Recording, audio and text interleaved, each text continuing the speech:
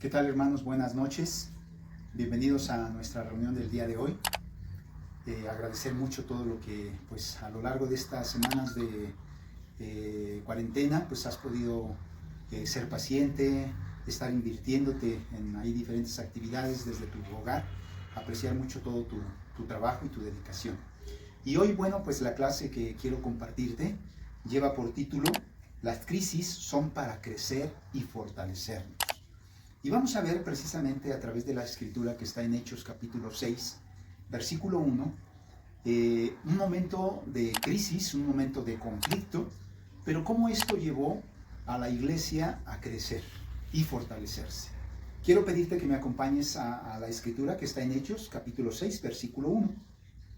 Y dice así la palabra de Dios: En aquellos días, al aumentar el número de los discípulos, se quejaron los judíos de habla griega contra los de habla aramea, de que sus viudas eran desatendidas en la distribución diaria de los alimentos.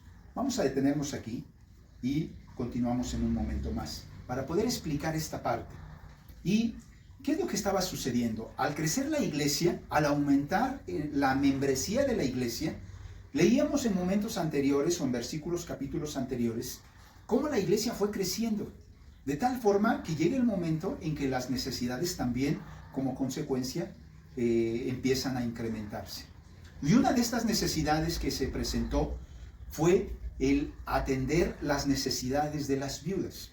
Normalmente, en estos tiempos, una viuda que no tenía un esposo, que no tenía una cabeza de una familia, era muy difícil su economía, era muy difícil su dependencia. En primer lugar, había una responsabilidad dentro de la familia de poder cubrir esas necesidades. Pongo un ejemplo: si en mi familia había una viuda, en este caso que la viuda fuera mi madre, yo como hijo tenía la responsabilidad de cubrir esa necesidad en primer lugar, de invertirme, de estar atento, pendiente de las necesidades de mi madre para poder cubrir sus necesidades. Pero cuando dentro de la familia no había tampoco un hijo para poder cubrir esa necesidad, entonces como consecuencia la iglesia pasaba a ser la responsable de cubrir esa necesidad, ya que dentro de la familia no había un varón como consecuencia para cubrir esa responsabilidad. Entonces, al ir creciendo la iglesia, al aumentar el número de miembros de la iglesia, era obvio que también empezó a aumentar esa necesidad dentro de la iglesia. Y aquí surge algo muy importante. Mira, veíamos cómo los discípulos en momentos anteriores incluso podían estar enfrentando persecución, pero eso no limitó, no detuvo el movimiento, el crecimiento de la iglesia, el que se pudiera estar anunciando el evangelio. Pero ¿qué sí causó un conflicto? Lo interno.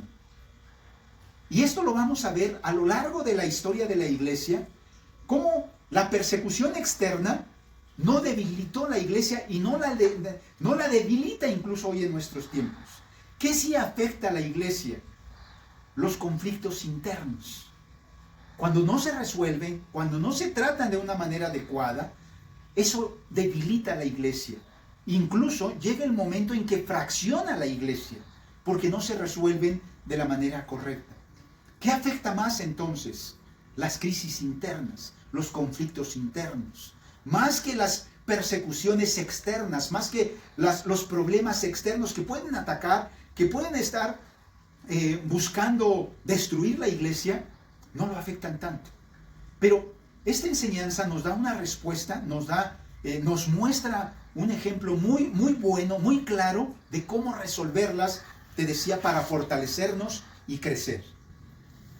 Dice entonces que dentro de ese conflicto que empezó a haber, dice dentro de por una parte los de habla hebrea y por otra parte los de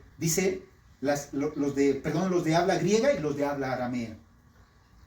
Imagínate esta situación cuando esas necesidades no son cubiertas y empieza a haber cierto, si tú quieres, crítica, si tú quieres actitudes de conflicto, de divisiones, de dividirnos, de formar un partido, de formar otro, que podamos imaginarnos todo lo que estaba sucediendo.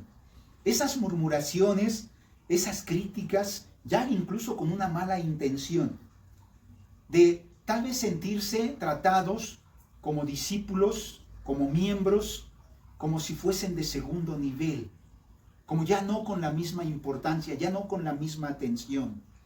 Por eso era tan delicado lo que puede producir esos conflictos internos, porque empiezan a crear discordia, empiezan a crear cuestiones ahí de partidismos. Y eso fue lo que empezó a ver entonces en este momento. Vemos ahora el versículo 2. Dice así la Escritura: así que los 12 reunieron a toda la comunidad de discípulos y les dijeron: no está bien que nosotros los apóstoles descuidemos el ministerio de la palabra de Dios para servir las mesas. Vamos a detenernos nuevamente en este versículo para analizarlo. No quiere decir que un rol, una responsabilidad dentro de la iglesia sea más importante que otra. O que alguna de ellas, como consecuencia, sea, te decíamos, de un nivel más insignificante. No quiere decir eso. Lo que la Escritura nos está haciendo referencia es: el mensaje tenía que seguirse predicando, tenía que seguir anunciando el Evangelio. Pero al crecer las necesidades, decíamos, de la iglesia, también da oportunidad a que otros puedan invertirse para cubrir esa necesidad. Entonces, por eso los discípulos hacen referencia a esta parte de: debe haber alguien que cubra esa necesidad para que nosotros no descuidemos esta otra parte. Y entonces es ahí donde viene, por eso decíamos, la parte importante, la sabiduría con la cual estos hombres, los apóstoles, enfrentaron esa situación. Dice que reunieron a la iglesia. Dice que en la comunidad de los discípulos expresaron la necesidad. No continuaron con esos partidismos, no continuaron con esa crítica, con ese cuchicheo, con esos comentarios en lo secreto. No. Dice que lo trataron de una manera con toda la comunidad. Y eso rompe entonces con esas divisiones, con esos partidismos, con esas críticas que puede haber en lo interno y que son muy dañinas. Convocaron entonces a la iglesia para poder tratar esa necesidad. Buscaron llevarlo ante la iglesia con un propósito: mantener la unidad y mantener el amor. Algo muy importante. De tal forma que el amor, que la unidad de la iglesia se considera mucho más valioso que cualquier otra necesidad que pueda haber, que cualquier otro rol que alguien pueda estar sirviendo. Más allá de una manera egoísta de pensar en las viudas de habla, decía, griega o de habla aramea, buscar cómo podemos resolverlo, cómo podemos arreglarlo en un contexto de unidad, en un contexto de amor. Y esto rompe con cualquier crítica, con cualquier división. Vemos después en el versículo 3, dice así la Escritura: hermanos, escojan de entre ustedes a 7 hombres de buena reputación, llenos del Espíritu y de sabiduría, para encargarles esta responsabilidad. Mira, por eso decíamos, no era solamente el que se considerara una responsabilidad menor, atender las viudas, administrar esas necesidades, cubrir esas necesidades. No era que fuese algo menor. ¿Por qué razón? Porque dice, escojamos hombres, dice, llenos del Espíritu Santo. Hombres, dice, que sean sabios para poder tratar esas necesidades. Y como consecuencia de esas dos, entonces se da una tercera, de buena reputación. Que ante los hermanos que podían estar en la iglesia, era obvio su testimonio, su conducta, su caminar. No era algo entonces insignificante, no era algo que requería de, por eso decíamos, como de segundo grado, como de segundo nivel, no. Al contrario, decíamos, requería de hombres que podían ser, podríamos decirlo cuando hablan de ese buen testimonio, ejemplares. Llenos del Espíritu Santo, podríamos hablar que esos frutos que el Espíritu Santo produce, era obvio que estas personas eran seguidores de Jesús, imitadores de Jesús, más como Jesús. Entonces, eso los hacía personas confiables, personas capaces de poder cubrir esa necesidad dentro de la iglesia. No fue solamente escoger, si te das cuenta también, no se hizo como una forma de democracia, ¿no? Sino se escogieron personas capaces, personas responsables, personas ejemplares. Sí participó la iglesia, sí, dice, congregaron a todos ellos, pero lo importante aquí es las cualidades que estos hombres debían cubrir para ejercer ese rol, esa responsabilidad que ahora estaba surgiendo como consecuencia del crecimiento de la iglesia. ¿Qué es lo importante también dentro de estos versículos que leemos? Lo importante es, conforme vamos creciendo, conforme la iglesia va aumentando, también tenemos oportunidad de ir desarrollando nuevos roles, nuevas responsabilidades que tal vez en su momento o en su inicio no eran necesarias. Como iglesia, conforme la iglesia va creciendo, hemos tenido la oportunidad de estar en una iglesia que empieza a nacer. Y en una iglesia que que tiene sus inicios como una misión, donde somos 6 miembros, 10 miembros, es obvio que no vamos a tener una estructura como la que tenemos en una iglesia de 200 miembros. Ni que las responsabilidades o roles que tenemos tampoco van a ser necesarios en una iglesia de 10, 12, 20 miembros, que en una iglesia que tiene 200 o 300 miembros. No van a ser los mismos. Conforme vamos creciendo, van a incrementarse entonces también esos roles o esos talentos de hermanos que van a poder servir en esas diferentes áreas para que puedan soportar las necesidades de la iglesia en la cual estamos sirviendo. Eso es lo especial también que podemos ver a través de esta escritura. Dice después en el versículo 4, así nosotros nos dedicaremos de lleno a la oración y al ministerio de la palabra. Esta propuesta agradó a toda la asamblea. Escogieron a Esteban, hombre lleno de fe y del Espíritu Santo, y a Felipe, y a Procoro, y a Nicanor, a Timón, a Parmenas y a Nicolás, un prosélito de Antioquía. Los presentaron a los apóstoles quienes oraron y les impusieron las manos. Y la palabra de Dios se difundía. El número de los discípulos aumentaba e incluso muchos de los sacerdotes obedecían la fe. ¿Qué es lo que vemos a través de esta enseñanza? Cómo ese momento de crisis, cómo esos conflictos que pudieron surgir, nos dan una enseñanza muy, muy importante para cómo la iglesia debe ir creciendo y fortalecerse. De tal forma que el evangelio no debe dejar de anunciarse. No porque la iglesia va creciendo en su estructura, la estructura llegue a ser más pesada o más importante, que entonces estamos más enfocados en esos roles o en esas responsabilidades, pero dejamos de anunciar el evangelio. Y entonces podemos tener iglesias que podemos tener 200 o 300 miembros, pero que llegue el momento en que el evangelio ya no se predica, ya no vemos que la iglesia siga teniendo ese enfoque evangelístico, que siga estando con un propósito de salvar los más posibles. Ya no es su prioridad, porque ahora la estructura la está consumiendo.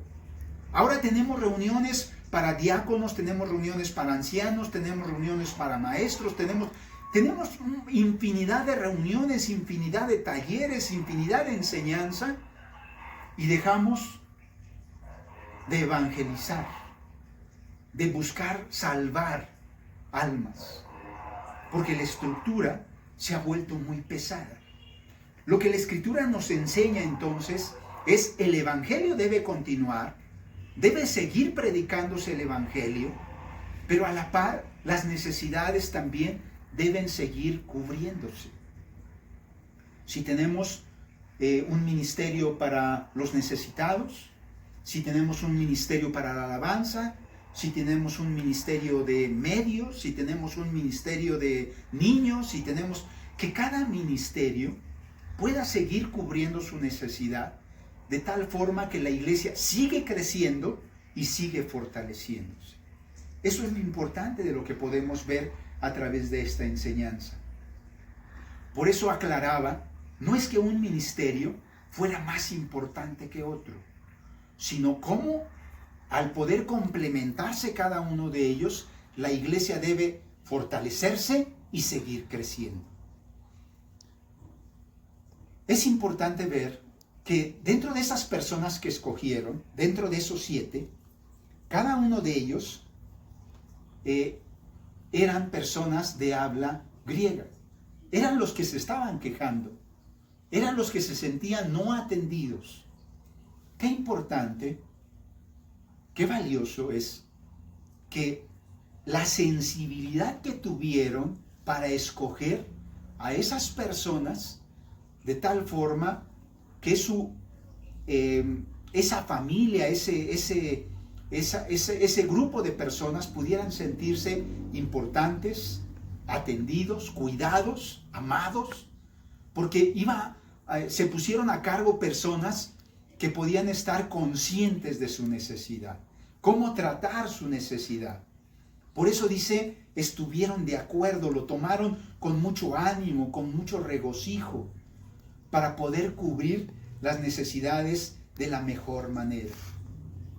Esto nos enseña que no se buscó una solución egoísta, no se buscó una solución de una manera partidista, no, sino lo que se buscó fue cubrir una necesidad y poner sobre todo en las manos de Dios esa necesidad, con amor, con generosidad, con sensibilidad.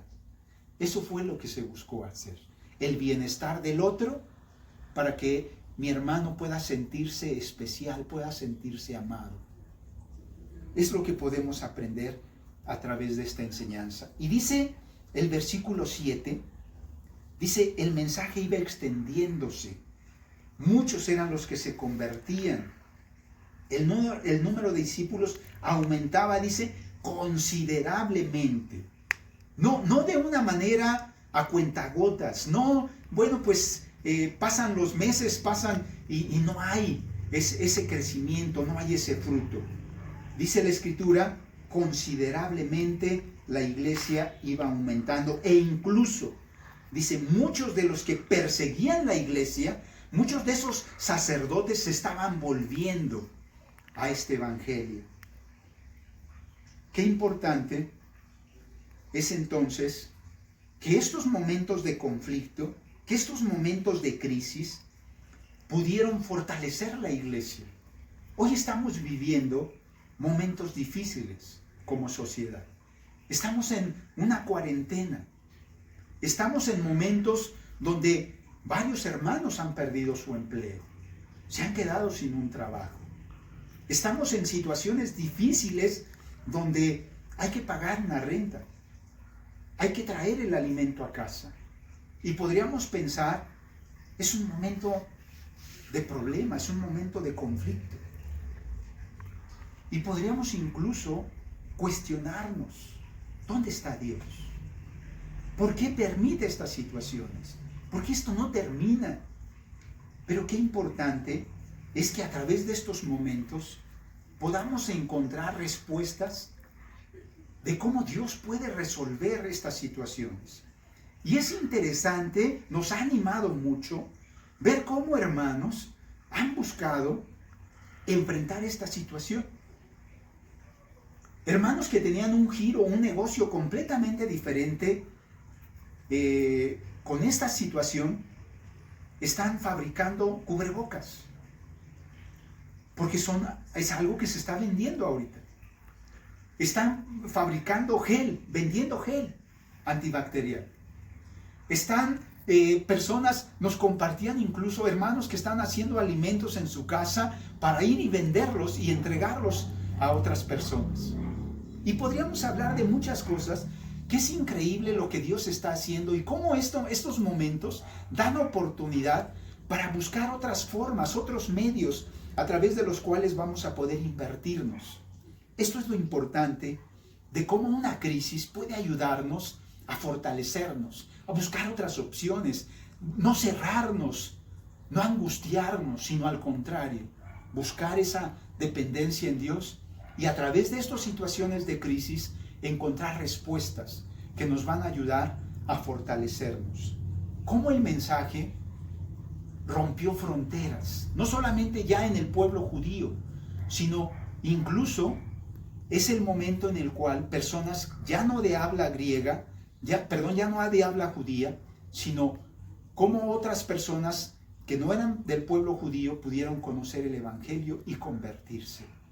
Y es aquí donde entonces el evangelio empieza a alcanzar ya a los no judíos. Qué especial es entonces que estos momentos que vivimos puedan ayudarnos a ver grandes milagros. Quiero animarte a que puedas buscar a través de esos momentos difíciles el poder, la grandeza de Dios y que Dios te sorprenda haciendo grandes milagros. Esta es la enseñanza que yo te quería dejar el día de hoy. Quiero animarte a que podamos ver grandes victorias, grandes milagros a través de los momentos de crisis. A Dios sea la gloria, que Dios te bendiga, que Dios te llene de su amor en todos estos momentos difíciles. Muchas gracias. Amén.